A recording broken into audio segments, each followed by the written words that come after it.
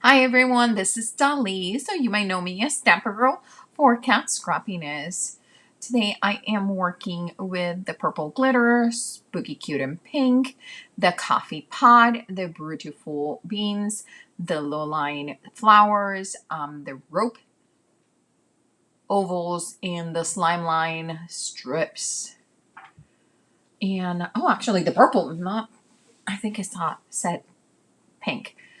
I am using the strips with the spooky cute purple, but I am staying away from the Halloween prints because this is a every year round, all year round card. Okay, so I love these. By the way, when I put them, you get 4 of each design and they're double-sided. What I do is I count 2 and then I flip them. So when I pass them through, I can see all of them without having to um, turn over the design. And here I am making sure that it's nice and straight because I want to make sure that my chevron is still nice and straight. I was for a second gonna do it slightly offside and then I changed my mind at the end and put it through. But you can do either way. I am also gonna do the dots. By the way, if you ever have issues with being able to pull it because it's glued down, use your heat gun. It's so much easier with the heat gun because you kind of get that tape heated a little bit, just a little bit. But be careful because remember, our die cuts are made of metal. Okay, so be careful. So we are gonna just cut all these strips and then we're gonna put it away. So put it all together. By the way, when I put my scraps, I make sure that I use like a clippy. Did you see how I move it all the way to one side? So I know that it's gonna be clamped down. I am using a heart shape card. This could have been an A2. This could have been a 5x7 because this is a slimline card. It could have been any of the sizes. You just need to figure it out whatever is it that you want to. This is the purple glitter paper, the fall glitter paper, and I do love this. I am using the Airy Metallic Mousse in the color of brown. Here is that purple or lilac card shape card and the beautiful bean stencil. It's a 6x6 stencil, which I am going to use diagonal, and I'm going to put some washi tape on the back to make sure that I get full coverage. I had a little bit of paint in the lid, so it was a little bit of a struggle, but that was my fault because I didn't clean the lid when I put it the last time I played with it. Here I am going to be using my palette. We have a palette at the store, which is really nice and flexible. And I just love this brown. It is a matte brown. It is like there is a metallic sheen to it, but it's not sheen. It's so hard to explain to you, but it is fabulous and it's perfect for coffee beans. Like, I can't tell you how perfect this is. Putting a little bit of press and seal so my mousse stays in. And this was an error that I put down my stencil. Do you see it? And I was like, oh my God, when I noticed, I'm like, oh, they actually got a little bit of texture that I kind of like. So I am going to pull this. I am going to wash it, soap and water. Make sure that I'm holding it with the Cat Scrappiness tweezers. We're going to let this dry. Let's do the rest of our cutting for our coffee pot shaker. I am using the top that has the handle, the inside, but not the shaker part, and then the coffee bits. I'm going to be cutting the glass part out of tracing paper. You could use vellum. the coffee part, I am using this very distressed paper. I love it. And then I'm adding just extra ink to make it look like dark coffee, like black coffee. And love the texture in this.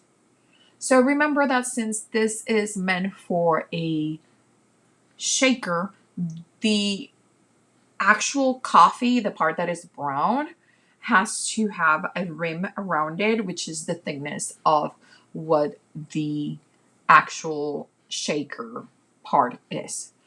But it also works because it is like having the coffee inside of like really thick glass, which I adore it.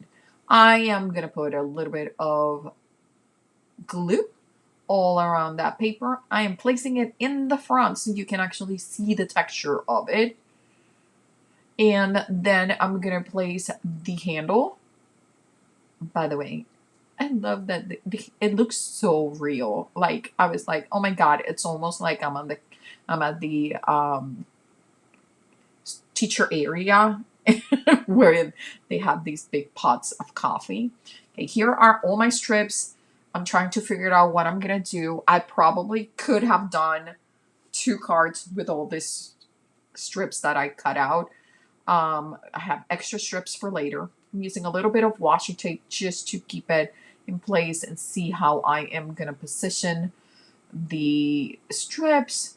I'm gonna do one of the glitter paper next to it, and here I am. They're trying to figure it out. Do I want to do? And I was like, no, I want another one of the. And I could have ended it in the glitter, in the dark glitter, and I think that could have been fun too. I'm gonna just put a little bit of pressure where the washi tape is, just so they really get stuck to that washi tape. Now that everything is dry, my airy mousse is dry. I'm gonna put a little bit more of washi in the back to just keep these guys together and put a little bit of pressure on the tape, just so I can move them as just an entity of one. And then we're gonna figure out where we're gonna put this. You could have put it across and then cut it like diagonal like I did, a little bit higher. I just didn't want to deal with the curve that goes inside on the heart. That's all. So that's why I placed it where I did. But again, we could have left one of the dots paper and that could have worked too. But I really like it.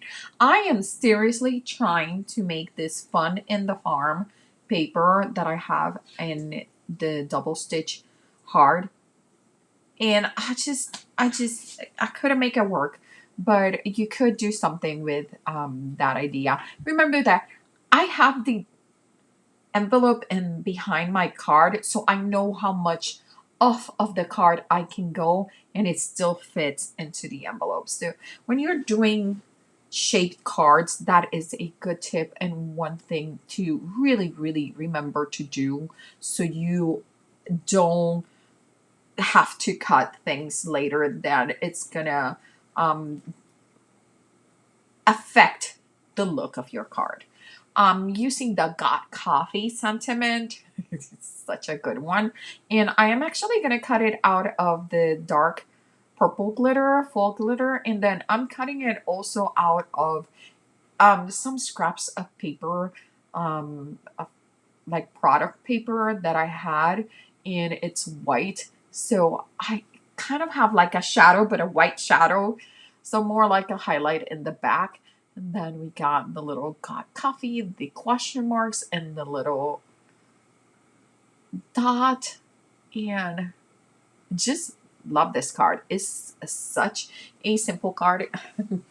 Apologize about my hair coming into the line of sight. But this is the card. It is a pretty simple card. All products are by Katscrappiness. Love them. It's super fun. Here I was having a little bit of fun. Got coffee and I decided to do a fun flow diagram. Yes. No. And then do yes. Like, bring me some. No. And then these both go to the same square. Let's meet. You don't have any? Let's meet to go get some. You have some? Bring me some and let's meet. Some hearts. Just a little fun way. Well, I really hope that you like the content. If you do, make sure that you like and subscribe to the Scrappiness YouTube channel and let us know if you want any products to specifically to be used and show you any other ways to use them.